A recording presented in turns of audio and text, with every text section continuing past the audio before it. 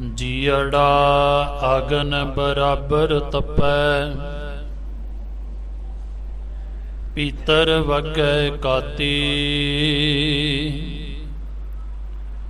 ਪ੍ਰਣਵਤ ਨਾਨਕ ਹੁਕਮ ਪਛਾਣੈ,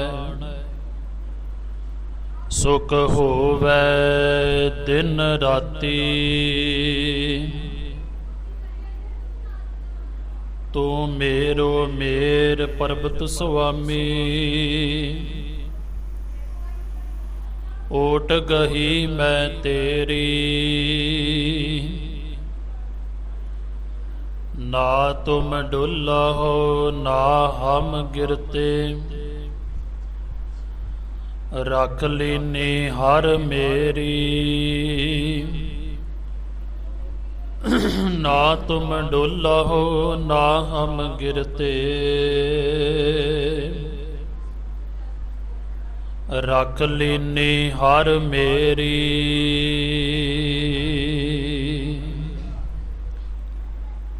ਜੁਗੋ ਜੁਗ ਅਟਲ। ਦਸਾਂ ਹੀ ਪਾਤਸ਼ਾਹੀਆਂ ਦੀ ਆਤਮਿਕ ਜੋਤ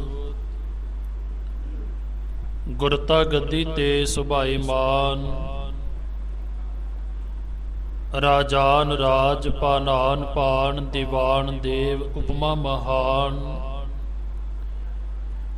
ਐਸੇ ਰਹਿਮਤਾਂ ਦੇ ਖਜ਼ਾਨੇ ਗੁਰੂ ਗਰੀਬ ਨਵਾਜ, ਕਲ ਯੁਗ ਦੇ ਰੱਖਿਅਕ ਦੋ ਜਹਾਨ ਦੇ ਵਾਲੀ ਸੱਚੇ ਗੁਰਦੇਵ ਪਿਤਾ। ਧੰਨ ਧੰਨ ਸਾਹਿਬ ਸ੍ਰੀ ਗੁਰੂ ਗ੍ਰੰਥ ਸਾਹਿਬ ਪਾਤਸ਼ਾਹ ਜੀ ਦੀ ਪਾਵਨ ਪਵਿੱਤਰ ਨਿੱਘੀ ਗੋਦ ਦੇ ਅੰਦਰ ਬੈਠ ਕਰਕੇ ਪਾਵਨ ਗੁਰਬਾਣੀ ਦਾ ਜਸ ਸਰਵਣ ਕਰ ਰਹੇ ਸਤ ਸੰਗੀ ਜਨੋ, ਆਪ ਸਰਬੱਤ ਸੰਗਤਾਂ ਦੇ ਵੱਡੇ ਭਾਗ ਹਨ ਜਿਨ੍ਹਾਂ ਨੂੰ ਗੁਰੂ ਸਾਹਿਬ ਜੀ ਦੀ ਪਾਵਨ ਪਵਿੱਤਰ ਹਜ਼ੂਰੀ ਦੇ ਅੰਦਰ ਬੈਠ ਕਰਕੇ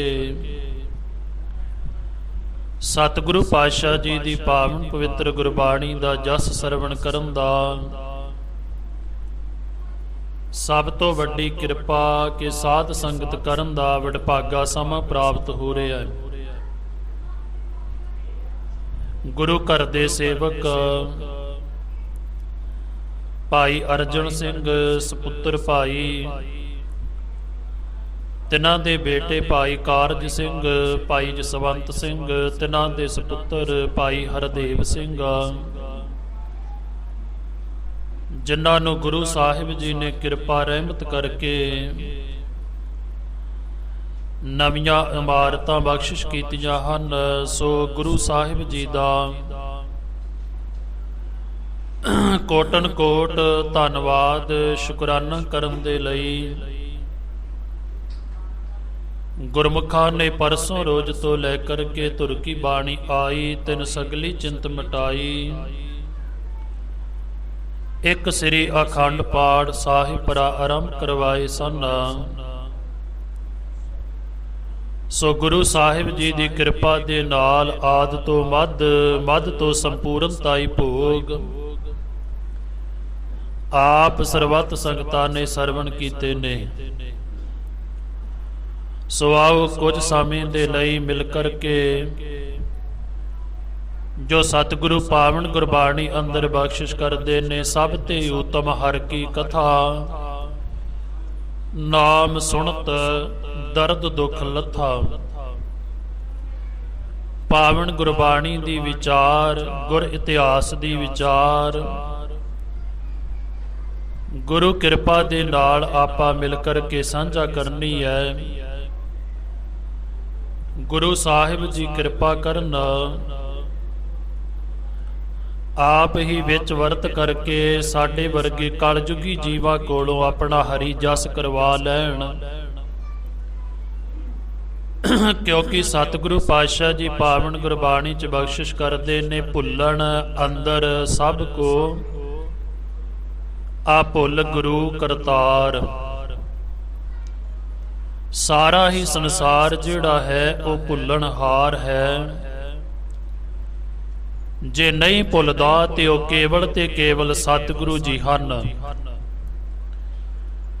ਸਤਿਗੁਰੂ ਸਾਡੇ ਔਗਣਾਂ ਦੀ ਗਿਣਤੀ ਕੋਈ ਨਹੀਂ, ਤੁਹਾਡੇ ਗੁਣ ਨਹੀਂ ਗਿਣੇ ਜਾ ਸਕਦੇ। ਜੇਤਾ ਸਮੁੰਦ ਸਾਗਰ ਨੀਰ ਭਰਿਆ, ਤੇਤੇ ਔਗਣ ਹਮਾਰੇ। ਦਇਆ ਕਰੋ ਕਿਸ਼ਮੇਰ ਉਪਾਵਹੁ, ਡੁੱਬਦੇ ਪੱਥਰ ਤਾਰੇ। ਸਾਡੇ ਵਿੱਚ ਸਮਰੱਥਾ ਨਹੀਂ, ਜਿਹਵਾ ਏਕ ਕਵਣ ਗੁਣ ਕਹੀਐ।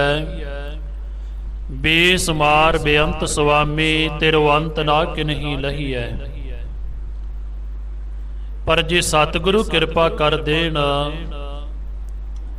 ਤਾਂ ਫਿਰ ਆਪਾਂ ਬੜੀ ਪ੍ਰਕਾਰ ਜਾਣਦੇ ਹਾਂ ਕਿ ਸਤਿਗੁਰੂ ਗੂੰਗਿਆਂ ਦੇ ਕੋਲੋਂ ਵੀ ਅਰਥ ਕਰਵਾ ਲੈਂਦੇ ਨੇ। ਸੋ ਆਓ ਸਰਬੱਤ ਸੰਗਤਾਂ ਅਸੀਸ ਬਖਸ਼ਿਸ਼ ਕਰਿਓ, ਤਾਂ ਕਿ ਆਪਾਂ ਮਿਲ ਕਰਕੇ ਮਨ ਚਿਤ ਬਿਰਤੀਆਂ ਦੀ ਇਕਾਗਰਤਾ ਬਣ ਕਰਕੇ ਪਾਵਨ ਗੁਰਬਾਣੀ ਦੀ ਵਿਚਾਰ ਆਪਾਂ ਕਰ ਸਕੀਏ। ਸਰਬੱਤ ਸੰਗਤਾਂ ਗੁਰੂ ਸਾਹਿਬ ਜੀ ਨੂੰ ਸੀਸ ਝੁਕਾ ਕਰਕੇ ਅਸੀਸ ਬਖਸ਼ਿਸ਼ ਕਰੋ। ਸਰਬੱਤ ਸੰਗਤਾਂ ਕਹੋ ਜੀ ਵਾਹਿਗੁਰੂ ਜੀ ਕਾ ਖਾਲਸਾ, ਵਾਹਿਗੁਰੂ ਜੀ ਕੀ ਫਤਿਹ।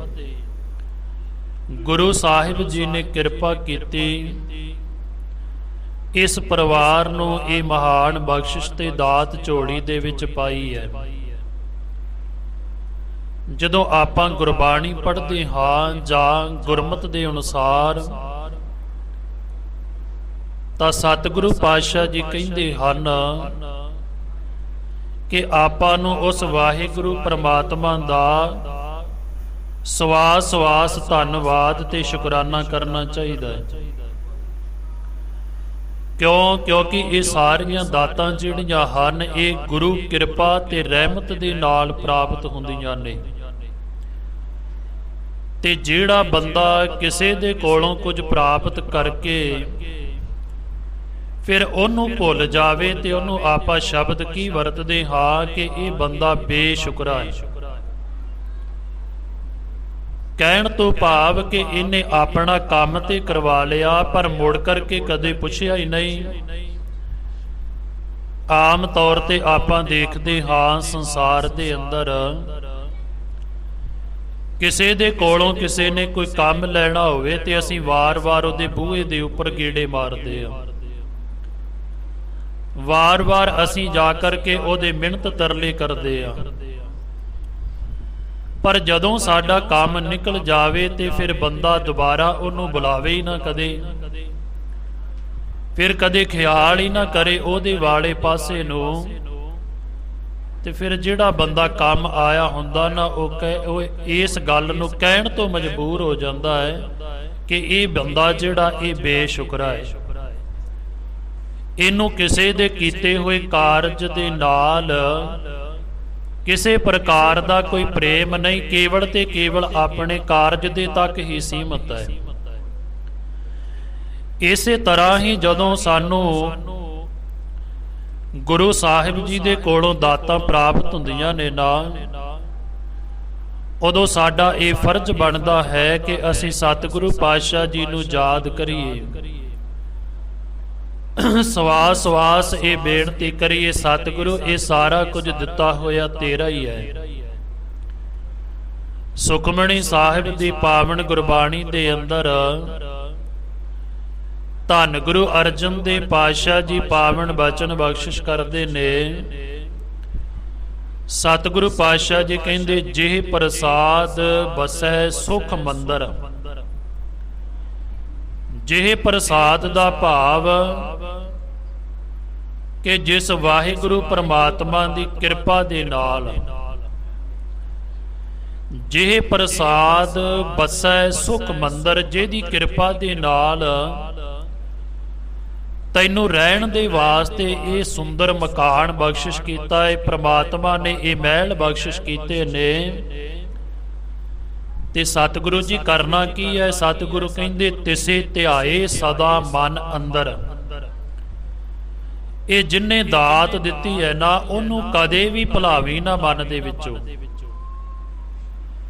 ਕਿਉਂਕਿ ਕਿਤੇ ਨਾ ਸਾਡਾ ਮਨ ਜਿਹੜਾ ਕਈ ਵਾਰੀ ਇਸ ਪਾਸੇ ਨੂੰ ਚਲੇ ਜਾਂਦਾ ਜੀ ਮੈਂ ਮਿਹਨਤ ਕੀਤੀ ਹੈ, ਇਹ ਮੈਂ ਨਾ ਕਰਦਾ ਤੇ ਨਹੀਂ ਸੀ ਹੋਣਾ। ਹਾਂ ਮਿਹਨਤ ਅਸੀਂ ਜ਼ਰੂਰ ਕਰਦੇ ਹਾਂ, ਪਰ ਮਿਹਨਤ ਨੂੰ ਫਲ ਜਿਹੜਾ ਉਹ ਵਾਹਿਗੁਰੂ ਪ੍ਰਮਾਤਮਾ ਹੀ ਪਾ ਸਕਦਾ ਹੈ। ਜਿਸ ਤਰ੍ਹਾਂ ਭਗਤ ਕਬੀਰ ਜੀ ਬਖਸ਼ਿਸ਼ ਕਰਦੇ ਨੇ ਪਾਵਨ ਗੁਰਬਾਣੀ ਦੇ ਅੰਦਰ, ਕਹਿੰਦੇ ਇੱਕ ਮਹਿੰਦੀ ਦਾ ਦਰਖਤ ਹੁੰਦਾ ਹੈ, ਉਹਦੀਆਂ ਪੱਤੀਆਂ ਦੇ ਅੰਦਰ ਖੂਬ ਰੰਗ ਹੈ ਮਹਿੰਦੀ ਦਾ, ਪਰ ਕਹਿਣ ਲੱਗੇ ਮਹਿੰਦੀ ਦਾ ਪੱਤੀਆਂ ਤੇੜੀਆਂ ਸਨ, ਉਹਨੂੰ ਤੋੜਿਆ ਗਿਆ, ਉਹਨੂੰ ਤੋੜ ਕਰਕੇ ਸੁਕਾਇਆ ਗਿਆ, ਪੱਤੀਆਂ ਨੂੰ ਸੁਕਾ ਕਰਕੇ ਰਗੜ ਕਰਕੇ ਪਾਣੀ ਪਾ ਕਰਕੇ ਤਿਆਰ ਕਰ ਦਿੱਤਾ ਗਿਆ ਉਹਦਾ ਰੰਗ, ਪਰ ਕਹਿਣ ਲੱਗੇ ਓਨਾ ਚਿਰ ਰੰਗ ਨਿਕੜ ਕਰਕੇ ਬਾਹਰ ਨਹੀਂ ਆਉਂਦਾ ਜਿੰਨਾ ਚਿਰ ਉਹ ਮਹਿੰਦੀ ਕਿਸੇ ਸੁਹਾਗਣ ਦੀਆਂ ਤਲੀਆਂ ਤੇ ਨਹੀਂ ਲੱਗਦੀ ਜਾ ਕਰਕੇ। ਜਦੋਂ ਉਸ ਮਹਿੰਦੀ ਨੂੰ ਕਿਸੇ ਸੁਹਾਗਣ ਦੇ ਹੱਥ ਪ੍ਰਾਪਤ ਹੁੰਦੇ ਨੇ ਫਿਰ ਉਹਦਾ ਰੰਗ ਨਿਖੜ ਕਰਕੇ ਬਾਹਰ ਆਉਂਦਾ ਹੈ।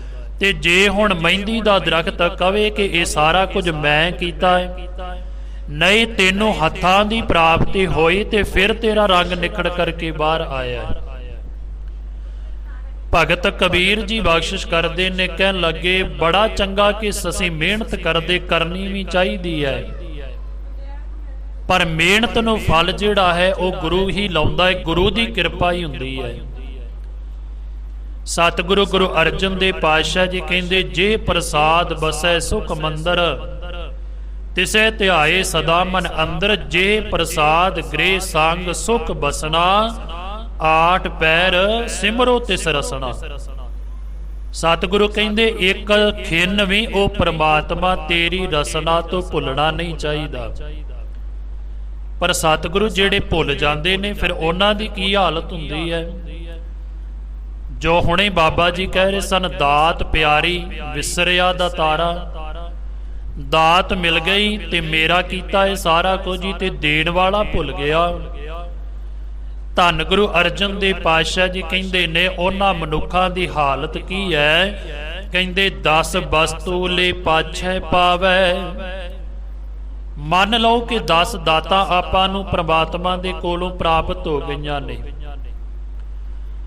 10 ਦਾਤਾਂ ਉਸ ਵਾਹਿਗੁਰੂ ਨੇ ਸਾਡੀ ਝੋਲੀ ਵਿੱਚ ਪਾ ਦਿੱਤੀਆਂ। ਕਹਿਣ ਲੱਗੇ ਏਕ ਬਸਤ ਕਾਰਨ ਬੇਖੋਟ ਗਵਾਵੈ। ਤੇ ਕਰਨਾ ਕੀ ਸੀ, ਕੇਵਲ ਤੇ ਕੇਵਲ ਸ਼ੁਕਰਾਨਾ ਕਰਨਾ ਸੀ ਪ੍ਰਮਾਤਮਾ ਦਾ। 10 ਵਸਤੂ ਲੈ ਕਰਕੇ ਪ੍ਰਮਾਤਮਾ ਦਾ ਸ਼ੁਕਰਾਨਾ ਬੰਦਾ ਨਹੀਂ ਕਰਦਾ।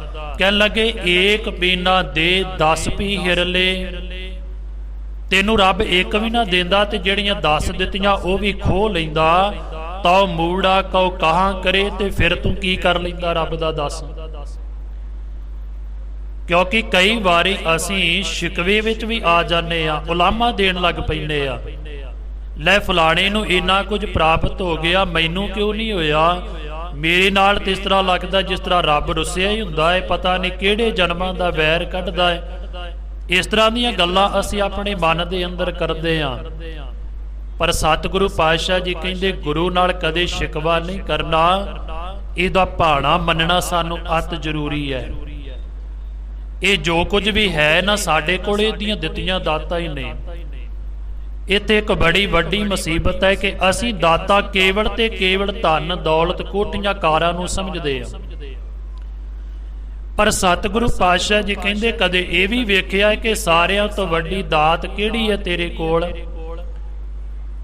ਜੇ ਗੁਰੂ ਸਾਹਿਬ ਜੀ ਨੂੰ ਪੁੱਛੀਏ ਤੇ ਸਤਿਗੁਰੂ ਕਹਿੰਦੇ ਭਲਿਆ ਸਾਰਿਆਂ ਤੋਂ ਵੱਡੀ ਦਾਤ ਏ ਭਈ ਪ੍ਰਾਪਤ ਮਾਨੁਖ ਦੇਹੁਰੀਆ, ਗੋਬਿੰਦ ਮਿਲਣ ਕੀ ਤੇਰੀ ਬਰੀਆ, ਅਵਰ ਕਾਜ ਤੇਰੇ ਕਿਤੇ ਨਾ ਕਾਮ, ਮਿਲ ਸਾਧ ਸੰਗਤ ਭਜ ਕੇਵਲ ਨਾਮ, ਤੁਮਰੀ ਕਿਰਪਾ ਤੇ ਮਾਨੁਖ ਦੇ ਪਾਈ ਹੈ। 84 ਲੱਖ ਜੂਨ ਦੇ ਵਿੱਚੋਂ ਬੰਦਾ ਭੜਕ ਕਰਕੇ ਆਉਂਦਾ ਹੈ, ਗੁਰਬਾਣੀ ਦਾ ਫੈਸਲਾ ਹੈ, ਕਈ ਜਨਮ ਪੈ ਕੀਟ ਪਤੰਗਾ, ਕਈ ਜਨਮ ਗਜ ਮੀਨ ਕੁਰੰਗਾ। ਤੈਨੂੰ ਕਦੇ ਸੱਪ ਦੀ ਜੂਨ ਪ੍ਰਾਪਤ ਹੋਈ, ਤੂੰ ਕਿਹੜੀਆਂ ਟੇਢੀਆਂ ਮੇਢੀਆਂ ਜੂਨਾਂ ਦੇ ਵਿੱਚ ਭੜਕਦਾ ਸੀ। ਗੁਰੂ ਨੇ ਬੜੀ ਕਿਰਪਾ ਕੀਤੀ ਕਿ ਤੁਮਰੀ ਕਿਰਪਾ ਤੇ ਮਾਨੁਖ ਦੇ ਪਾਈ ਹੈ। ਆ ਕੰਚਨ ਦੀ ਤਰ੍ਹਾਂ ਸੋਨੇ ਦੀ ਤਰ੍ਹਾਂ ਸਾਨੂੰ ਸਤਿਗੁਰੂ ਨੇ ਕਿਰਪਾ ਕਰਕੇ ਮਨੁੱਖਾ ਦੇਹ ਹੀ ਦੇ ਦਿੱਤੀ। ਪਰ ਯਾਦ ਰੱਖਿਓ ਅਸੀਂ ਕਦੇ ਵੀ ਇਸ ਸਰੀਰ ਨੂੰ ਤੰਦਰੁਸਤੀ ਨੂੰ ਲੈ ਕਰਕੇ ਸ਼ੁਕਰਾਨਾ ਨਹੀਂ ਕਰਦੇ। ਬੰਦਾ ਦੁਨਿਆਵੀ ਪਦਾਰਥਾਂ ਨੂੰ ਲੈ ਕਰਕੇ ਭੱਜਾ ਫਿਰਦਾ ਹੈ। पर एक गल याद रखियो, ये दातां जिहदे कोल नहीं हन उन्हां नूं पता इस दात दा मुल की है। हुण जिस बंदे दे कोल दो हथ ने ना, ਉਹ ਆਪਣੇ ਹੱਥਾਂ ਦੇ ਨਾਲ ਕਾਰਜ ਕਰਦਾ ਹੈ, ਪ੍ਰਸ਼ਾਦਾ ਪਾਣੀ ਛਕਦਾ ਹੈ, ਹਰ ਇੱਕ ਕਿਰਿਆ ਕਰ ਸਕਦਾ ਹੈ, ਪਰ ਸਾਨੂੰ ਇਹਨਾਂ ਹੱਥਾਂ ਦੀ ਕੀਮਤ ਦਾ ਪਤਾ ਨਹੀਂ। ਹੁਣ ਕੀਮਤ ਕੌਣ ਜਾਣਦਾ ਹੈ? ਜਿਹਦੇ ਕੋਲ ਇਹ ਦਾਤ ਨਹੀਂ ਹੈਗੀ। ਕਦੇ ਉਹਨੂੰ ਪੁੱਛ ਕਰਕੇ ਦੇਖਿਓ ਕਿ ਇਹਨਾਂ ਹੱਥਾਂ ਦੀ ਕੀਮਤ ਕਿੰਨੀ ਹੈ।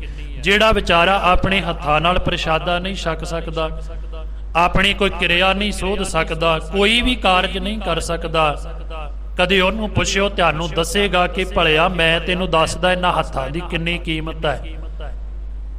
ਜਿਹੜਾ ਬੰਦਾ ਪੈਰਾਂ ਤੋਂ ਨਹੀਂ ਤੁਰ ਸਕਦਾ, ਕਿਤੇ ਜਾ ਫਿਰ ਨਹੀਂ ਸਕਦਾ ਆਪਣੇ ਆਪ, ਸਤਿਗੁਰੂ ਕਹਿੰਦੇ ਕਦੇ ਉਹਨੂੰ ਪੁੱਛ ਕਰਕੇ ਵੇਖੀ ਕਿ ਇਹਨਾਂ ਪੈਰਾਂ ਦੀ ਕੀਮਤ ਕਿੰਨੀ ਹੈ। ਪਰ ਗੰਗਾ ਉਲਟੀ ਵਗਣੀ ਸ਼ੁਰੂ ਹੋ ਗਈ। ਸਤਿਗੁਰੂ ਕਹਿੰਦੇ ਇਹ ਤੇ ਭੁੱਲ ਹੀ ਗਿਆ ਕਿ ਮੈਨੂੰ ਸਰੀਰ ਦਿੱਤਾ ਹੈ ਉਸ ਪ੍ਰਮਾਤਮਾ ਨੇ, ਤੇ ਦਿੱਤਾ ਵੀ ਕਾਹਦੇ ਵਾਸਤੇ ਸੀ? ਇੱਕ ਵਾਰੀ ਸਾਨੂੰ ਮਿਲੀ ਸੀ ਕਿ ਅਸੀਂ ਇਸ ਸੰਸਾਰ ਤੋਂ ਮੁਕਤ ਹੋ ਜਾਈਏ, ਸਾਡਾ ਖਹਿੜਾ ਛੁੱਟ ਜਾਵੇ। ਪਰ ਸਤਿਗੁਰੂ ਕਹਿੰਦੇ ਬੰਦਾ ਇਹ ਸਰੀਰ ਨੂੰ ਲੈ ਕਰਕੇ ਤੇ ਇਹਨਾਂ ਦਾਤਾਂ ਦੇ ਵਿੱਚ ਹੀ ਡੁੱਬ ਕਰਕੇ ਰਹਿ ਗਿਆ ਤੇ ਪ੍ਰਮਾਤਮਾ ਦਾ ਨਾਮ ਹੀ ਭੁੱਲ ਗਿਆ। ਪਰ ਸਤਿਗੁਰੂ ਪਾਤਸ਼ਾਹ ਜੀ ਜਿਹੜੇ ਫਿਰ ਯਾਦ ਰੱਖਦੇ ਨੇ, ਉਹਨਾਂ ਦੇ ਉੱਪਰ ਤੁਸੀਂ ਕੈਸੀ ਕਿਰਪਾ ਕਰਦੇ ਹੋ। ਸਤਿਗੁਰੂ ਕਹਿੰਦੇ ਜਿਸ ਕੀ ਬਸਤ ਤਿਸ ਆਗੇ ਰੱਖੈ। ਜਿਹਦੇ ਕੋਲੋਂ ਦਾਤ ਲਈ ਹੈ ਨਾ, ਜੇ ਉਹਦਾ ਸ਼ੁਕਰਾਨਾ ਕਰੀਏ ਕਿ ਤੇਰਾ ਹੀ ਦਿੱਤਾ ਹੈ ਸਤਿਗੁਰੂ ਸਾਰਾ ਕੁਝ, ਭਾਵ ਕਿ ਸ਼ਿਕਵਾ ਨਾ ਕਰੀਏ, ਸ਼ੁਕਰਾਨਾ ਕਰੀਏ ਕਿ ਸਤਿਗੁਰੂ ਆ ਤੁਸੀਂ ਦਾਤ ਦਿੱਤੀ ਹੈ, ਇਹ ਤੁਹਾਡੀ ਕਿਰਪਾ ਹੈ। ਭਾਵ ਕਿ ਜਿਸ ਕੀ ਬਸਤ ਤਿਸ ਆਗੇ ਰੱਖੈ, ਪ੍ਰਭ ਕੀ ਆਗਿਆ ਮਾਨੈ ਮਾਥੈ। ਜਿਹੜਾ ਗੁਰੂ ਦਾ ਹੁਕਮ ਮੰਨਦਾ ਹੈ ਕਿ ਸਤਿਗੁਰੂ ਇਹ ਸਾਰਾ ਕੁਝ ਤੇਰਾ ਹੀ ਹੈ, ਤੂੰ ਕਿਸੇ ਨੂੰ ਵੱਧ ਦੇ ਰਿਹਾ ਹੈ, ਕਿਸੇ ਨੂੰ ਘੱਟ ਦੇ ਰਿਹਾ ਹੈ, ਇਹ ਤੇਰਾ ਭਾਣਾ ਹੈ। ਤੇ ਜਿਹੜਾ ਫਿਰ ਇਸ ਸ਼ੁਕਰਾਨੇ ਵਿੱਚ ਚਲਾ ਜਾਂਦਾ ਹੈ, ਧੰਨ ਗੁਰੂ ਅਰਜਨ ਦੇਵ ਪਾਤਸ਼ਾਹ ਜੀ ਕਹਿੰਦੇ ਨੇ ਪ੍ਰਭ ਕੀ ਆਗਿਆ ਮਾਨੈ ਮਾਥੈ, ਉਸ ਤੇ ਚੌਗਣ ਕਰੇ ਨਿਹਾਲ, ਨਾਨਕ ਸਾਹਿਬ ਸਦਾ ਦਇਆਲ। ਗੁਰੂ ਸਾਹਿਬ ਜੀ ਕਿਰਪਾ ਕਰਕੇ ਕਹਿਣ ਲੱਗੇ ਉਹਨੂੰ ਫਿਰ ਚੌਥੇ ਗੁਣ ਤੱਕ ਨਿਹਾਲ ਕਰ ਦਿੰਦੇ ਨੇ। ਉਹਨੂੰ ਅਨੇਕ ਪ੍ਰਕਾਰ ਦੀਆਂ ਸਤਿਗੁਰੂ ਦਾਤਾਂ ਉਹਦੀ ਝੋਲੀ ਵਿੱਚ ਪਾ ਦਿੰਦੇ ਨੇ। ਫਿਰ ਕੈਸੀ ਕਿਰਪਾ ਵਰਤਦੀ ਹੈ, ਕੈਸੀ ਰਹਿਮਤ ਹੁੰਦੀ ਹੈ, ਬੰਦੇ ਨੇ ਕਦੇ ਉੱਥੋਂ ਤੱਕ ਸੋਚਿਆ ਵੀ ਨਹੀਂ ਹੁੰਦਾ। ਸਤਿਗੁਰੂ ਪਾਤਸ਼ਾਹ ਜੀ ਕਹਿੰਦੇ ਹਨ ਇਹ ਦਾਤ ਤੈਨੂੰ ਮਿਲੀ ਹੈ, ਪਰ ਇਹਦਾ ਸ਼ੁਕਰਾਨਾ ਕਰਨਾ ਨਾ ਭੁੱਲੀ। ਹੁਣ ਜਿਸ ਤਰ੍ਹਾਂ ਆਪਾਂ ਨੂੰ ਸੁੰਦਰ ਮੰਦਰ ਸਤਿਗੁਰੂ ਬਖਸ਼ਿਸ਼ ਕਰ ਦਿੰਦੇ ਨੇ, ਤੇ ਗੁਰੂ ਸਾਹਿਬ ਜੀ ਨੂੰ ਪੁੱਛੀਏ ਕਿ ਸਤਿਗੁਰੂ ਤੁਸੀਂ ਸਾਨੂੰ ਇਹ ਘਰ ਤੇ ਬਖਸ਼ਿਸ਼ ਕਰ ਦਿੱਤਾ ਹੈ, ਹੁਣ ਇਸ ਤੋਂ ਅਗਲਾ ਹੁਕਮ ਕੀ ਹੈ ਸਾਡੇ ਵਾਸਤੇ? ਆਓ ਪਾਵਨ ਗੁਰਬਾਣੀ ਦੇ ਅੰਦਰੋਂ ਦੇਖੀਏ। ਤੇ ਸਤਿਗੁਰੂ ਪਾਤਸ਼ਾਹ ਜੀ ਕਹਿੰਦੇ ਜਿੱਥੇ ਨਾਮ ਜਪੀਏ ਪ੍ਰਭ ਪਿਆਰੇ, ਜਿੱਥੇ ਉਸ ਪਰਮੇਸ਼ਰ ਵਾਹਿਗੁਰੂ ਪ੍ਰਮਾਤਮਾ ਦਾ ਨਾਮ ਜਪਿਆ ਜਾਂਦਾ ਹੈ, ਸੇ ਅਸਥਿਲ ਸੋਏ ਨ ਚੁਬਾਰੇ। ਸਤਿਗੁਰੂ ਕਹਿੰਦੇ ਉਹ ਉੱਚੇ ਉੱਚੇ ਮਹੱਲ, ਉਹ ਉੱਚੇ ਉੱਚੇ ਚੁਬਾਰੇ ਜਿਹੜੇ ਨੇ ਉਹ ਸੋਭਨੀਕ ਨੇ, ਉਹਨਾਂ ਦੀ ਸੋਭਾ 4 ਗੁਣਾ ਹੈ। ਕਿਉਂਕਿ ਸਾਡੇ ਮੁਤਾਬਕ ਇਹਨਾਂ ਮੰਦਿਰਾਂ ਦੀ ਕੀਮਤ ਬਹੁਤਾ ਮਹਿੰਗਾ ਮਟੀਰੀਅਲ ਲਾ ਲੈਣਾ, ਚੰਗੀ ਲੱਕੜ ਲਾ ਲੈਣੀ, ਅਸੀਂ ਕਹਿੰਦੇ ਘਰ ਬੜਾ ਸੁੰਦਰ ਬਣ ਗਿਆ। ਚਾਹੀਦਾ ਚਲੋ ਮਿਹਨਤ ਕਰਕੇ ਜੋ ਵੀ ਆਪਾਂ ਕਰਦੇ ਆ, ਪਰ ਸਤਿਗੁਰੂ ਕਹਿੰਦੇ ਕਦੇ ਸਾਰਾ ਕੁਝ ਇਹਨੂੰ ਹੀ ਨਾ ਮੰਨ ਕਰਕੇ ਬੈਠ ਜਾਵੀਂ ਕਿ ਬਹੁਤ ਸਾਰੀ ਸੁੰਦਰਤਾ ਹੀ ਹੈ ਮੇਰੇ ਕੋਲ, ਮੈਂ ਫੁੱਲ ਆਦਿਕ ਲਾਏ ਨੇ, ਚੰਗੇ ਚੰਗੇ ਲਿਆ ਕਰਕੇ ਗੁਲਦਸਤੇ ਰੱਖੇ ਹੋਏ ਨੇ। ਸਤਿਗੁਰੂ ਕਹਿਣ ਲੱਗੇ ਸੱਜਣਾ ਯਾਦ ਰੱਖੀ ਸਾਰਾ ਕੁਝ ਦੁਨਿਆਵੀ ਚੀਜ਼ਾਂ ਨੇ, ਪਰ ਇੱਕ ਗੱਲ ਨਾਲ ਦੀ ਨਾਲ ਕਿ ਜਿੱਥੇ ਨਾਮ ਜਪੀਏ ਪ੍ਰਭ ਪਿਆਰੇ, ਸੇ ਅਸਥਿਲ ਸੋਏ ਨ ਚੁਬਾਰੇ। ਜਿੱਥੇ ਨਾਮ ਨਾ ਜਪੀਏ ਮੇਰੇ ਗੋਇੰਦਾ, ਸੇ ਨਗਰ ਉਜਾੜੀ ਜੀਓ। ਸਤਿਗੁਰਾਂ ਨੇ ਉਹਨਾਂ ਵਸਦਿਆਂ ਹੋਇਆਂ ਨੂੰ ਵੀ ਉਜੜਨ ਦੇ ਬਰਾਬਰ ਕਿਹਾ ਹੈ। ਤੇ ਜਿੱਥੇ ਕਹਿਣ ਲੱਗੇ ਰੜਾ ਮੈਦਾਨ ਏ, ਅਸਤਿਲ ਦਾ ਭਾਵ ਹੁੰਦਾ ਹੈ ਕਿ ਰੋੜ ਆਦਿਕ ਕੰਡੇ ਵੀ ਖਿਲਰੇ ਹੋਣ ਭਾਵੇਂ। ਕਹਿਣ ਲੱਗੇ ਸੇ ਅਸਤਿਲ ਜਿੱਥੇ ਰੋੜ ਵੀ ਖਿਲਰਿਆ ਏ, ਕੰਡੇ ਵੀ ਖਿਲਰੇ ਹੋਏ ਨੇ, ਪਰ ਉੱਥੇ ਪ੍ਰਮਾਤਮਾ ਦਾ ਨਾਮ ਹੈ। ਕਹਿਣ ਲੱਗੇ ਉਹ ਸੋਏ ਨੇ ਚਬਾਰੇ।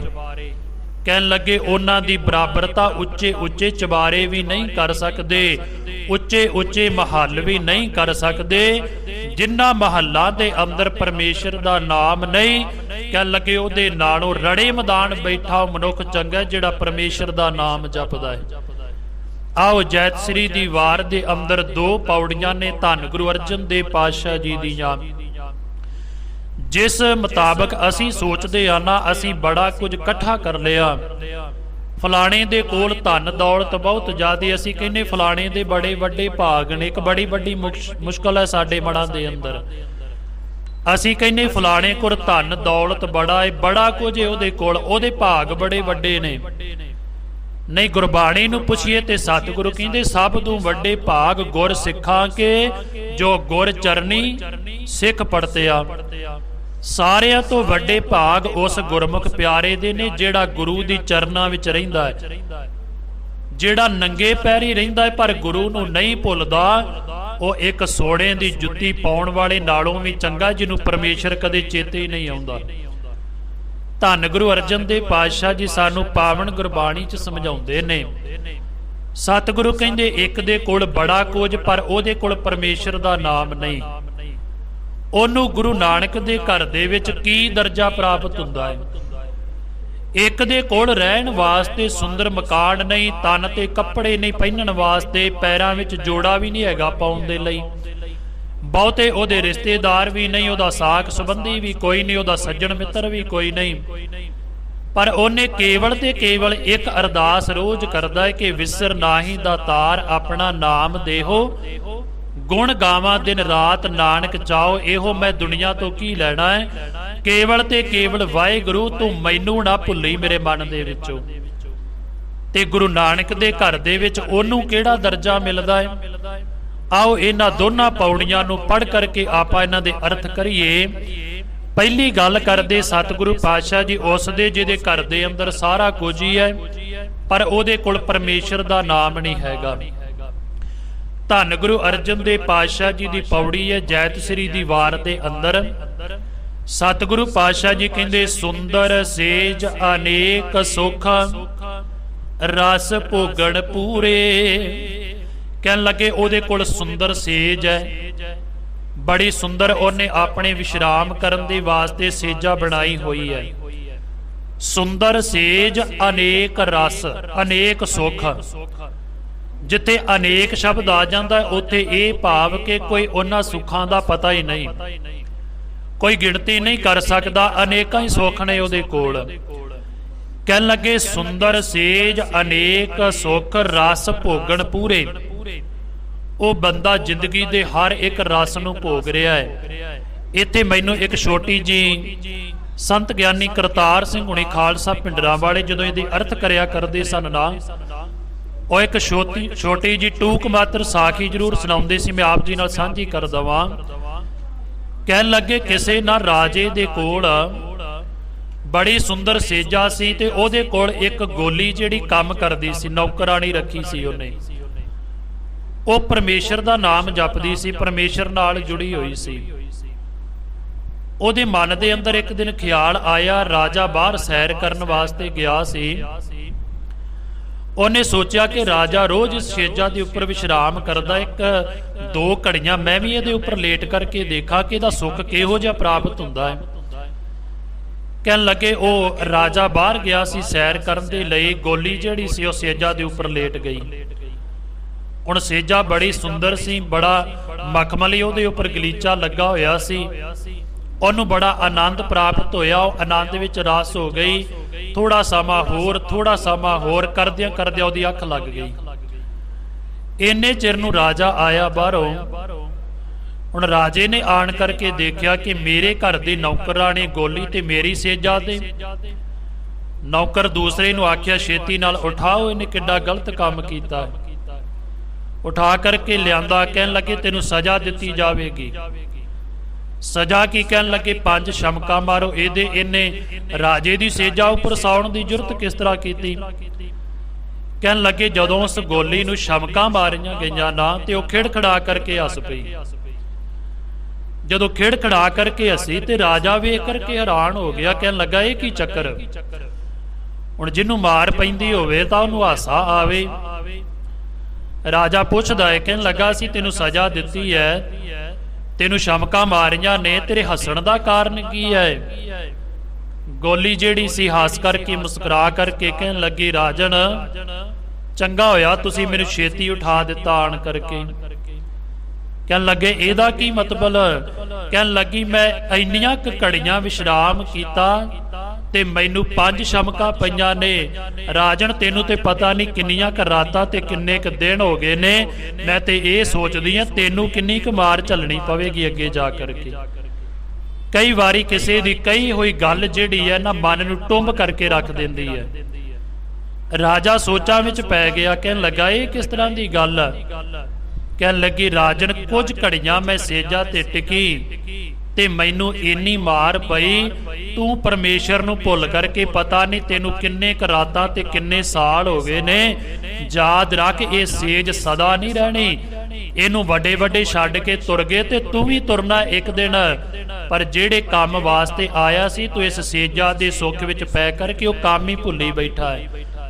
ਆਇਆ ਤੇ ਸੀ ਪਰਮੇਸ਼ਰ ਦਾ ਨਾਮ ਜਪਣਾ, ਸੇਵਾ ਕਰਨੀ, ਗਰੀਬ ਦੀ ਬਾਹ ਫੜਨੀ, 10 ਨਾਹਾਂ ਦੀ ਕਿਰਤ ਕਰਨੀ। ਪਰ ਕਹਿਣ ਲੱਗੇ ਤੈਨੂੰ ਸੁੰਦਰ ਸੇਜ ਪ੍ਰਾਪਤ ਹੋ ਗਈ ਤੇ ਤੈਨੂੰ ਸਾਰਾ ਕੁਝ ਹੀ ਭੁੱਲਿਆ ਬੈਠਾ ਹੈ। ਕਹਿਣ ਲੱਗੇ ਰਾਜਾ ਸਾਰਾ ਕੁਝ ਛੱਡ ਕਰਕੇ ਤੇ ਪਰਮੇਸ਼ਰ ਦੇ ਨਾਮ ਦੇ ਨਾਲ ਜੁੜ ਗਿਆ।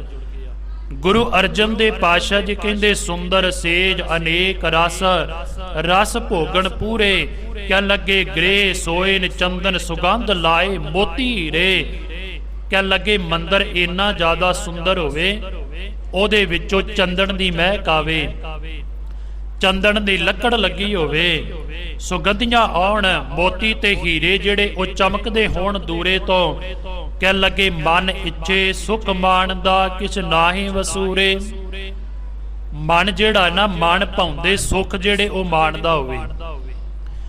ਮਨ ਇੱਛੇ ਸੁਖ ਭੋਗਣ ਦਾ ਅਰਥ ਇਹ ਹੈ ਕਿ ਜੋ ਵੀ ਉਹਦੇ ਮਨ ਦੇ ਅੰਦਰ ਆਵੇ ਉਹ ਹਰ ਇੱਕ ਚੀਜ਼ ਨੂੰ ਖਰੀਦ ਸਕਦਾ ਹੋਵੇ।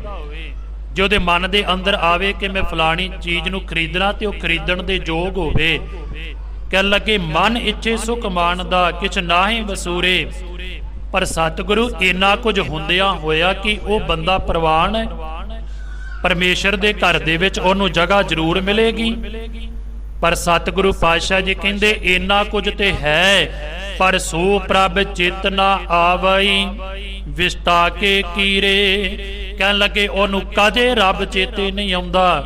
ਤੇ ਸਤਿਗੁਰੂ ਪਾਤਸ਼ਾਹ ਜੀ ਕਹਿੰਦੇ ਭਾਵੇਂ ਚੰਦਨ ਦੀ ਲੱਕੜ ਲੱਗੀ ਹੈ, ਭਾਵੇਂ ਸੋਨੇ ਦੇ ਦਰਵਾਜ਼ੇ ਲੱਗੇ ਨੇ, ਚਾਹੇ ਮੋਤੀ ਤੇ ਹੀਰੇ ਉਹਦੇ ਘਰ ਦੇ ਅੰਦਰ ਲਮਕਦੇ ਨੇ, ਪਰ ਇੱਕ ਗੱਲ ਯਾਦ ਰੱਖਿਓ, ਕਹਿਣ ਲੱਗੇ ਉਹਦੀ ਬਰਾਬਰੀ ਹੈ ਜਿਸ ਤਰ੍ਹਾਂ ਇੱਕ ਗੰਦਗੀ ਦਾ ਕੀੜਾ ਨਾਲੀ ਦੇ ਵਿੱਚ ਪਿਆ ਹੁੰਦਾ ਹੈ।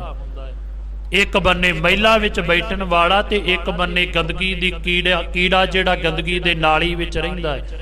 ਦੋਨਾਂ ਦੀ ਬਰਾਬਰਤਾ ਕਰ ਦਿੱਤੀ ਧੰਨ ਗੁਰੂ ਅਰਜਨ ਦੇਵ ਪਾਤਸ਼ਾਹ ਜੀ ਨੇ। ਕਿਉਂ? ਕਿਉਂਕਿ ਸਤਿਗੁਰੂ ਕਹਿੰਦੇ ਸੋ ਪ੍ਰਭ ਚਿਤ ਨਾ ਆਵਈ। ਬੰਦਾ ਇਹਨਾਂ ਸੁੱਖਾਂ ਦੇ ਵਿੱਚ ਪੈ ਕਰਕੇ ਪਰਮੇਸ਼ਰ ਨੂੰ ਹੀ ਭੁੱਲ ਜਾਂਦਾ ਹੈ। ਕਿਉਂਕਿ ਇਧਰ ਨੂੰ ਸੋਚਦਾ ਹੈ ਕਿ ਮੇਰੇ ਕੋਲ ਕੀ ਨਹੀਂ ਹੈਗਾ, ਪਰ ਇਹ ਨਹੀਂ ਸੋਚਦਾ ਕਿ ਜੋ ਹੋਣਾ ਚਾਹੀਦਾ ਸੀ ਉਹ ਹੈ ਹੀ ਨਹੀਂ ਤੇਰੇ ਕੋਲ।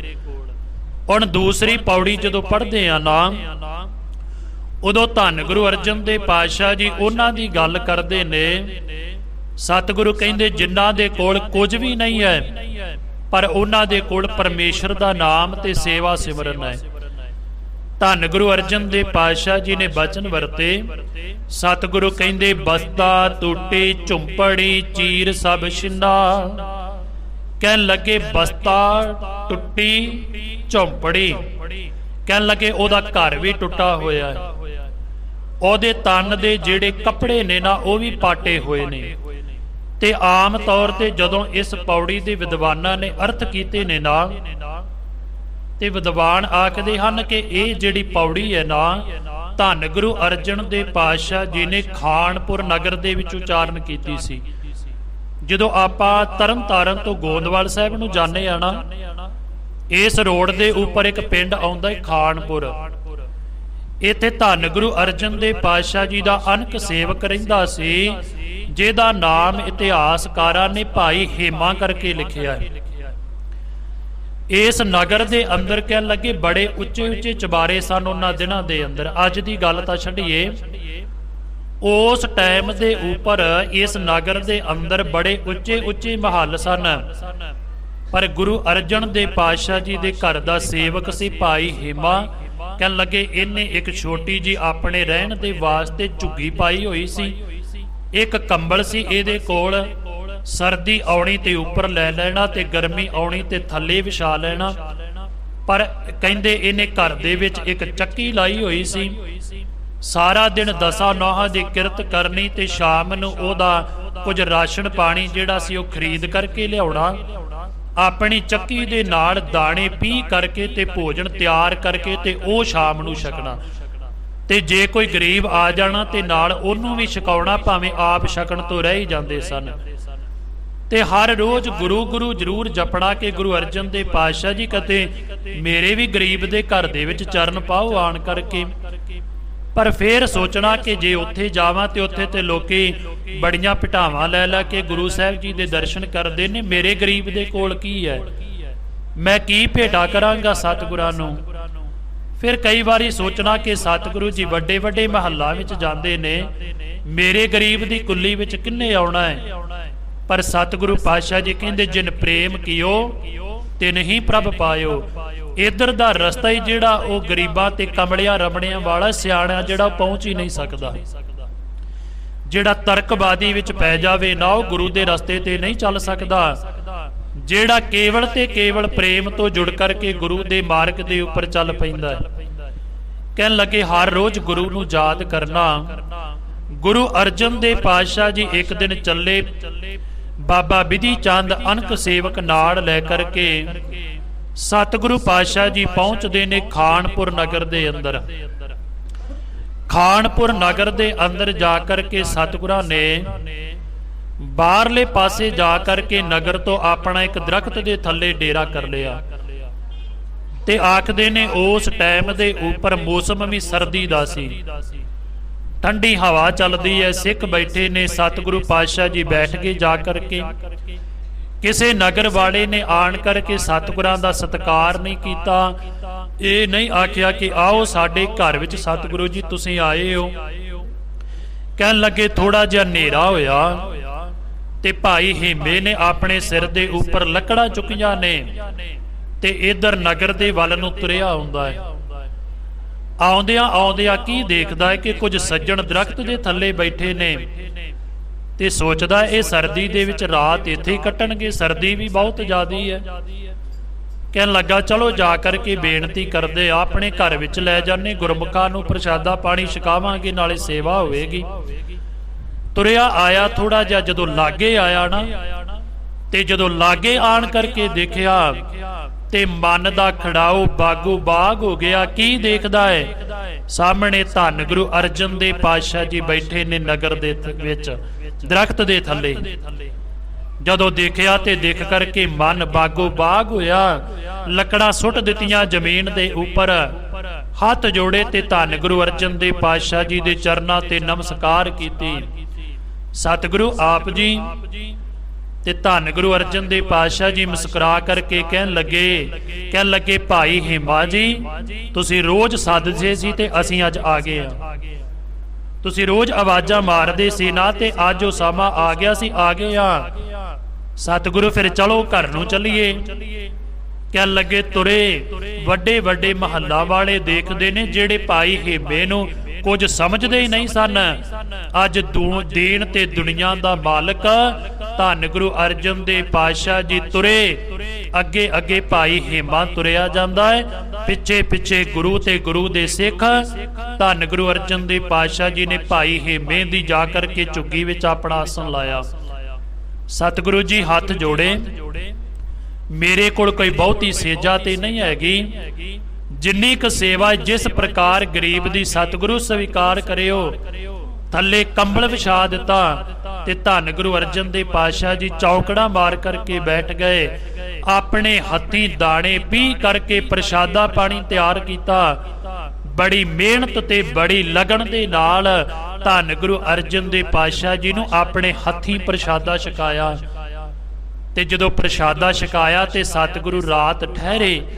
ਸਵੇਰ ਹੋਇਆ, ਅੰਮ੍ਰਿਤ ਵੇਲੇ ਉੱਠੇ, ਇਸ਼ਨਾਨ ਪਾਣ ਕਰਾਇਆ ਤੇ ਭਾਈ ਹੇਮੇ ਨੂੰ ਸਤਿਗੁਰੂ ਕਹਿੰਦੇ ਹੁਣ ਆਗਿਆ ਬਖਸ਼ੋ, ਅਸੀਂ ਚਲੇ ਜਾਣਾ ਹੈ। ਤੇ ਭਾਈ ਹੇਮੇ ਨੇ ਦੋਨੇ ਹੱਥ ਜੋੜ ਲਏ। ਕਹਿਣ ਲੱਗਾ ਸਤਿਗੁਰੂ ਪਹਿਲੀ ਗੱਲ ਤੇ ਇਹ ਕਿ ਮੇਰਾ ਅੰਤ ਸਮਾਂ ਆ ਚੁੱਕਾ ਹੈ। ਇੰਨਾ ਜ਼ਿਆਦਾ ਸਿੱਖ ਅੰਦਰ ਤੋਂ ਪਹੁੰਚ ਚੁੱਕਾ ਸੀ। ਸਤਿਗੁਰੂ ਮੇਰਾ ਅੰਤ ਸਮਾਂ ਆ ਚੁੱਕਾ ਹੈ, ਮੈਂ ਸਰੀਰ ਛੱਡ ਜਾਣਾ ਹੈ। ਦੂਸਰੀ ਬੇਨਤੀ ਕੀਤੀ, ਸਤਿਗੁਰੂ ਮੈਂ ਭੁੱਲਣਹਾਰ ਹਾਂ ਤੇ ਮੈਨੂੰ ਬਖਸ਼ ਲਿਓ। ਮੇਰੇ ਕੋਲ ਕੋਈ ਸੇਜਾ ਨਹੀਂ ਸੀ, ਮੈਂ ਜਿਸ ਸੇਜਾ ਤੇ ਤੁਹਾਨੂੰ ਵਿਸ਼ਰਾਮ ਕਰਾ ਸਕਦਾ। ਸਤਿਗੁਰੂ ਮੇਰੇ ਕੋਲ 36 ਪ੍ਰਕਾਰ ਦੇ ਭੋਜਨ ਨਹੀਂ ਸਨ ਜਿਨ੍ਹਾਂ ਦੇ ਨਾਲ ਮੈਂ ਤੁਹਾਨੂੰ ਭੋਜਨ ਛਕਾ ਸਕਦਾ। ਕਹਿਣ ਲੱਗੇ ਧੰਨ ਗੁਰੂ ਅਰਜਨ ਦੇਵ ਪਾਤਸ਼ਾਹ ਜੀ ਨੇ ਉਸ ਟਾਈਮ ਦੇ ਉੱਪਰ ਕੋਈ ਕਹਿੰਦਾ ਇਹ ਪੌੜੀ ਵੀ ਉਚਾਰੀ, ਨਾਲ ਦੀ ਨਾਲ ਕਹਿੰਦੇ ਇੱਕ ਪਾਵਨ ਪਵਿੱਤਰ ਹੁਕਮਨਾਮਾ ਸੂਹੀ ਰਾਗ ਦੇ ਅੰਦਰ ਗੁਰੂ ਅਰਜਨ ਦੇਵ ਪਾਤਸ਼ਾਹ ਜੀ ਨੇ ਉਚਾਰਨ ਕੀਤਾ। ਤੇ ਉੱਥੇ ਸਾਹਿਬ ਗਾਉਂਦੇ ਨੇ, ਕਹਿਣ ਲੱਗੇ ਭਲੀ ਸੁਹਾਵੀ ਛਾਪਰੀ ਜਾ ਮੈਂ ਗੁਣ ਗਾਏ।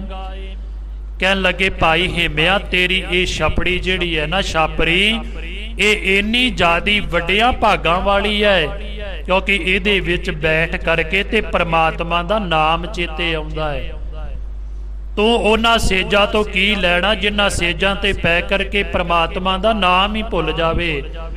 ਤਾਂ ਹੀ ਗੁਰੂ ਅਰਜਨ ਦੇਵ ਪਾਤਸ਼ਾਹ ਜੀ ਕਹਿੰਦੇ ਮਤ ਦੇਖ ਭੂਲਾ ਵਿਸਰੈ ਤੇਰਾ ਚੇਤਨ ਆਵੇ ਨਾਉ। ਮੈਂ ਉਹਨਾਂ ਮੰਦਰਾਂ ਤੋਂ ਕੀ ਲੈਣਾ ਸਤਿਗੁਰੂ ਜਿਹੜਿਆਂ ਮਹਿਲਾਂ ਨੂੰ ਵੇਖ ਕਰਕੇ ਮੈਨੂੰ ਤੂੰ ਹੀ ਭੁੱਲ ਜਾਵੇਂ। ਮੈਨੂੰ ਇੱਕ ਝੁੱਗੀ ਦੇ ਦਵੀਂ, ਇੱਕ ਛਪਰੀ ਦੇ ਦਵੀਂ, ਪਰ ਇੱਕ ਕਿਰਪਾ ਕਰੀ ਕਿ ਮੈਨੂੰ ਤੂੰ ਨਾ ਭੁੱਲੇ। ਧੰਨ ਗੁਰੂ ਅਰਜਨ ਦੇਵ ਪਾਤਸ਼ਾਹ ਜੀ ਕਹਿਣ ਲੱਗੇ ਭਾਈ ਹੇਮਿਆ ਇਹ ਛਾਪਰੀ ਤੇਰੀ ਵੱਡਿਆਂ ਵੱਡਿਆਂ ਮਹਾਰਾਜਿਆਂ ਦੇ ਰਾਜਿਆਂ ਨਾਲੋਂ ਵੀ ਚੰਗੀ ਹੈ ਕਿਉਂਕਿ ਉਹਨਾਂ ਵਿੱਚ ਬੈਠ ਕਰਕੇ ਲੋਕੀ ਵਿਸ਼ੇ ਵਕਾਰ ਭੋਗਦੇ ਨੇ। ਤੂੰ ਐਸ ਛਾਪਰੀ ਅੰਦਰ ਬੈਠ ਕਰਕੇ ਹਰੀ ਦੇ ਗੁਣ ਗਾਉਂਦਾ ਹੈ। ਅੱਗੇ ਕਹਿਣ ਲੱਗੇ ਕਿਤੇ ਹੀ ਕਾਮ ਨਾ ਧੋ ਲਹਿਰ ਜਿਤ ਹਰ ਬਿਸਰਾਏ। ਕਹਿਣ ਲੱਗੇ ਆਪਾਂ ਉਹਨਾਂ ਤੋਂ ਕੀ ਲੈਣਾ ਜਿੱਥੇ ਬੈਠ ਕਰਕੇ ਪ੍ਰਭੂ ਹੀ ਭੁੱਲ ਜਾਵੇ। ਕਹਿਣ ਲੱਗੇ ਅਣਦ ਗਰੀਬੀ ਸਾਧ ਸੰਗ ਜਿਤ ਪ੍ਰਭ ਚਿਤ ਆਏ। ਕਹਿਣ ਲੱਗੇ ਉਹ ਗਰੀਬੀ ਵੀ ਪ੍ਰਵਾਨ ਹੈ ਗੁਰੂ ਨਾਨਕ ਦੇ ਘਰ ਵਿੱਚ ਜਿੱਥੇ ਪ੍ਰਮਾਤਮਾ ਦਾ ਨਾਮ ਚੇਤੇ ਆਉਂਦਾ ਹੈ, ਜਿੱਥੇ ਵਾਹਿਗੁਰੂ ਚੇਤੇ ਆਉਂਦਾ ਹੈ। ਕਹਿਣ ਲੱਗੇ ਜਲ ਜਾਓ ਇਹੋ ਵੱਡਪਣਾ ਮਾਇਆ ਲਪਟਾਏ। ਕਹਿਣ ਲੱਗੇ ਉਹ ਵੱਡਪੁਣਾ ਅੱਗ ਵਿੱਚ ਸੜ ਜਾਵੇ। ਆਪਾਂ ਉਹ ਤੋਂ ਕੀ ਲੈਣਾ ਜਿਹੜਾ ਬੰਦਾ ਮਾਇਆ ਵਿੱਚ ਡੁੱਬ ਕਰਕੇ ਰੱਬ ਨੂੰ ਹੀ ਭੁੱਲ ਜਾਵੇ। ਜਿਹੜਾ ਰੱਬ ਨੂੰ ਹੀ ਭੁੱਲਿਆ ਫਿਰੇ ਕੇਵਲ ਆਖੇ ਮੇਰਾ ਹੀ ਰਾਜ ਭਾਗ, ਮੇਰਾ ਹੀ ਸਾਰਾ ਕੁਝ ਹੈ। ਆਪਾਂ ਦੇਖਦੇ ਹਾਂ ਵੱਡੇ ਵੱਡੇ ਜਦੋਂ ਮਾਇਆ ਦੇ ਅੰਦਰ ਡੁੱਬ ਜਾਂਦੇ, ਮਹਿਲਾ ਦਾ ਨਸ਼ਾ ਚੜ ਜਾਂਦਾ ਹੈ, ਫਿਰ ਉਹ ਗਰੀਬਾਂ ਨੂੰ ਕੁਚਲਣਾ ਸ਼ੁਰੂ ਕਰ ਦਿੰਦੇ ਨੇ। ਫਿਰ ਭਾਵੇਂ ਉਮਰ 100 ਸਾਲ ਤੋਂ ਵੀ ਉੱਤੇ ਚਲੀ ਜਾਵੇ ਤਾਂ ਵੀ ਹੱਥ ਜੋੜਦੇ ਫਿਰਦੇ ਨੇ ਇੱਕ ਮੌਕਾ। ਕਿਉਂ? ਕਿਉਂਕਿ ਇੰਨਾ ਜ਼ਿਆਦਾ ਮਾਇਆ ਦਾ ਤੇ ਰਾਜ ਭਾਗ ਦਾ ਨਸ਼ਾ ਚੜ ਜਾਂਦਾ ਹੈ। ਪਰ ਗੁਰੂ ਅਰਜਨ ਦੇਵ ਪਾਤਸ਼ਾਹ ਜੀ ਕਹਿੰਦੇ ਇਹੋ ਜਿਹਾ ਵੱਡ ਪੁਣਾ ਅੱਗ ਵਿੱਚ ਸੜ ਕਰਕੇ ਸਵਾਹ ਹੋ ਜਾਵੇ ਜਿਹਦੇ ਨਾਲ ਕਦੇ ਪਰਮੇਸ਼ਰ ਚੇਤੇ ਨਾ ਆਵੇ। ਅਗਲੇ ਬਚਨ ਕਹਿਣ ਲੱਗੇ ਪੀਸਨ ਪੀਸ ਊੜ ਕਾਮਰੀ ਸੁਖ ਮਨ ਸੰਤਕਾਏ। ਦਸਾਂ ਨੌਹਾਂ ਦੀ ਕਿਰਤ ਕਰਦਾ ਭਾਈ ਹਿਮਿਆ ਆਪ ਤਿਆਰ ਕਰਕੇ ਭੋਜਨ ਛਕਦਾ ਹੈ। ਜਿਹੜਾ ਆਨੰਦ ਇਸ ਭੋਜਨ ਵਿੱਚੋਂ ਆਉਂਦਾ ਹੈ ਉਹ 36 ਪ੍ਰਕਾਰ ਦੇ ਭੋਜਨ ਦੀ ਬਰਾਬਰੀ ਨਹੀਂ ਕਰ ਸਕਦੇ।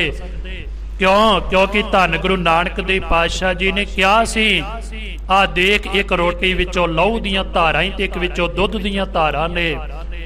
ਉਹ ਰੋਟੀ ਅੰਦਰ ਨੂੰ ਸੰਤੋਖ ਨਹੀਂ ਦੇ ਸਕਦੀ ਜਿਹੜੀ ਰੋਟੀ ਗਰੀਬ ਦਾ ਖੂਨ ਨਿਚੋੜ ਕਰਕੇ ਧਨ ਦੌਲਤ ਇਕੱਠੀ ਕੀਤੀ ਹੋਵੇ। ਜਿਹੜਾ ਦਸਾਂ ਨੌਹਾਂ ਦੀ ਕਿਰਤ ਕਰਦਾ ਹੈ, ਆਪਣੀ ਕਮਾਈ ਕਰਕੇ ਪ੍ਰਸ਼ਾਦਾ ਛਕਦਾ, ਉਹਦਾ ਆਨੰਦ ਹੀ ਕੁਝ ਵੱਖਰਾ ਹੁੰਦਾ ਹੈ। ਧੰਨ ਗੁਰੂ ਅਰਜਨ ਦੇਵ ਪਾਤਸ਼ਾਹ ਜੀ ਨੇ ਭਾਈ ਹਿੰਮੇ ਤੇ ਅਨੇਕਾਂ ਬਖਸ਼ਾਂ ਕੀਤੀਆਂ ਤੇ ਸਤਿਗੁਰੂ ਪਾਤਸ਼ਾਹ ਜੀ ਦੇ ਘਰ ਰਹਿੰਦਿਆਂ ਭਾਈ ਹਿੰਮੇ ਨੇ ਆਪਣਾ ਸਰੀਰ ਛੱਡਿਆ ਤੇ ਗੁਰੂ ਅਰਜਨ ਦੇਵ ਪਾਤਸ਼ਾਹ ਜੀ ਨੇ ਆਪਣੇ ਹੱਥੀਂ ਉਹਨਾਂ ਦੀ ਕਿਰਿਆ ਕਰਮ ਕੀਤਾ ਸਾਰਾ ਕੁਝ। ਧੰਨ ਗੁਰੂ ਅਰਜਨ ਦੇਵ ਪਾਤਸ਼ਾਹ ਜੀ ਕਹਿੰਦੇ ਬਸਤਾ ਟੂਟੀ ਝੁੰਪੜੀ ਚੀਰ ਸਭ ਛਿੰਨਾ, ਜਤ ਨ ਪਤ ਨ ਆਦਰੋ ਉਦਿਆਨ ਪਰਮਿੰਨਾ। ਨਾ ਉਹਦੀ ਚੰਗੀ ਕੋਈ ਜਾਤ ਹੋਵੇ ਉੱਚੀ, ਨਾ ਉਹਦੀ ਬਹੁਤੀ ਇੱਜ਼ਤ ਹੋਵੇ ਸੰਸਾਰ ਦੇ ਵਿੱਚ, ਕਿਉਂਕਿ ਸੰਸਾਰ ਇੱਜ਼ਤ ਬਹੁਤੀ ਉਹਦੀ ਕਰਦਾ ਜਿਹਦੇ ਕੋਲ ਮਾਇਆ ਬਹੁਤੀ ਹੋਵੇ। ਜਿਹੜਾ ਨਾਮ ਜਪਦਾ ਉਹਦੀ ਵਿਰਲੇ ਪਛਾਣ ਕਰਦੇ ਨੇ। ਕਹਿਣ ਲੱਗੇ ਮਿੱਤਰ ਏਠ ਨਾ ਧਨ ਰੂਪਹੀਨ ਕਿਛ ਸਾਕ ਨਾ ਸਿੰਨਾ। ਜਿਹਦੇ ਕੋਲ ਮਾਇਆ ਨਹੀਂ ਉਹਦੇ ਬਹੁਤੇ ਮਿੱਤਰ ਵੀ ਨਹੀਂ ਹੁੰਦੇ, ਜਿਹਦੇ ਕੋਲ ਚਾਰ ਛਿਲੜਾ ਉਹਦੇ ਮਿੱਤਰ ਵੀ ਬੜੇ ਹੁੰਦੇ ਨੇ। ਕਹਿਣ ਲੱਗੇ ਕੋਈ ਉਹਦਾ ਮਿੱਤਰ ਵੀ ਨਾ ਹੋਵੇ, ਉਹਦਾ ਰੂਪ ਵੀ ਸੋਹਣਾ ਨਾ ਹੋਵੇ, ਉਹਦੇ ਬਹੁਤੇ ਸਾਕ ਸੰਬੰਧੀ ਵੀ ਨਾ ਹੋਣ ਲਾਗੇ ਬੈਠਣ ਵਾਲੇ ਸਤਿਗੁਰੂ, ਪਰ ਉਹ ਤੇਰਾ ਨਾਮ ਜਪਦਾ ਹੈ ਕਿ ਗੁਰੂ ਨਾਨਕ ਦੇ ਘਰ ਦੇ ਵਿੱਚ ਉਹਨੂੰ ਕਿਹੜਾ ਦਰਜਾ ਮਿਲੇਗਾ। ਤੇ ਧੰਨ ਗੁਰੂ ਅਰਜਨ ਦੇਵ ਪਾਤਸ਼ਾਹ ਜੀ ਕਹਿੰਦੇ ਨੇ ਰਾਜਾ ਸਗਲੀ ਸ੍ਰਿਸ਼ਟ ਕਾ ਹਰ ਨਾਮ ਮਨ ਭਿੰਨਾ। ਧੰਨ ਗੁਰੂ ਅਰਜਨ ਦੇਵ ਪਾਤਸ਼ਾਹ ਜੀ ਕਹਿੰਦੇ ਭਾਵੇਂ ਉਹਦਾ ਕੋਈ ਵੀ ਨਹੀਂ, ਪਰ ਜੇ ਉਹਦੇ ਕੋਲ ਨਾਮ ਹੈ ਤੇ ਉਹ ਸਾਰੀ ਸ੍ਰਿਸ਼ਟੀ ਦਾ ਰਾਜਾ ਹੈ।